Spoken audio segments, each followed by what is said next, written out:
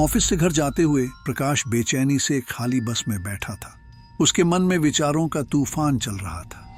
बस की लयबद्ध झूलन और शहर की हलचल उसकी परेशानी को शांत करने में कोई मदद नहीं कर रहे थे। पर प्रकाश इतना परेशान क्यों था? आखिर ऐसा क्या हुआ था जिसने उसे इतना बेचैन कर दिया था? प्रकाश एक सुनसान बस स्टॉप पर बैठा था। उसके ऑफिस का दिन लंबा और थका देने वाला रहा था और वो जल्दी घर जाना चाहता था।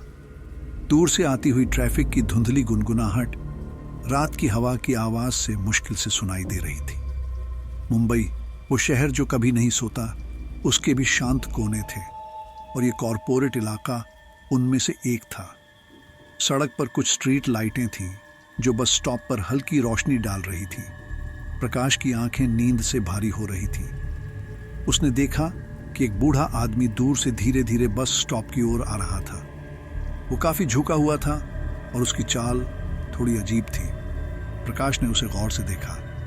बूढ़ा आदमी कमजोर और थका हुआ होगा, उसने सोचा। बूढ़ा आदमी बस स्टॉप पर पहुंचा और बेंच के दूसरे सिरे पर बैठ गया। वो खोया हुआ लग रहा था। उसकी आंखें खालीपन में निहार रही थीं। प्रकाश को चिंता हुई। क्या ये बूढ़ा आदमी खो गया है?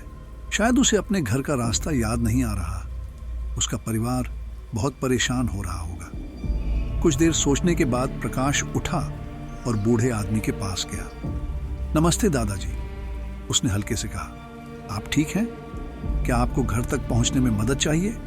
बूढ़ा आदमी प्रकाश की तरफ देखा।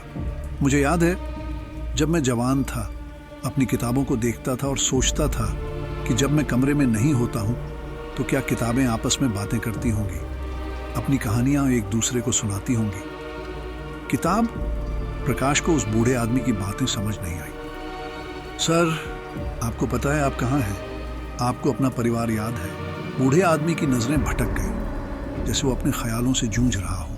हाँ, किताबें, बचपन की एक प्यारी याद, या शायद वो याद भी मेरी नहीं है। इन दिनों मुझे और भी चीजें याद आती हैं, यादें जो मुझे नहीं पता कि मेरी हैं या किसी और की। यादें जैसे कोई दुर्घटना में होना, किसी की हत्या करना या खुद मारा जाना, किसी का पीछा करना या पीछा किया जाना। बूढ़े आदमी की बातें सुनकर प्रकाश के रोंगटे खड़े हो गए। बूढ़े आदमी ने सिर झुकाए, प्रकाश की आंखों में गहराई से देखा। इन सारे सालों में मुझे अब समझ नहीं आता कि कौन सी यादें मेरी अपनी हैं और कौन सी मेरे आसपास के लोगों ने मुझे कई बार सुनाई हुई है। बस इतना जान लो, जब तुम मर जाओ तो सावधान रहना कि तुम्हें किन लोगों के आसपास दफनाया जाता है।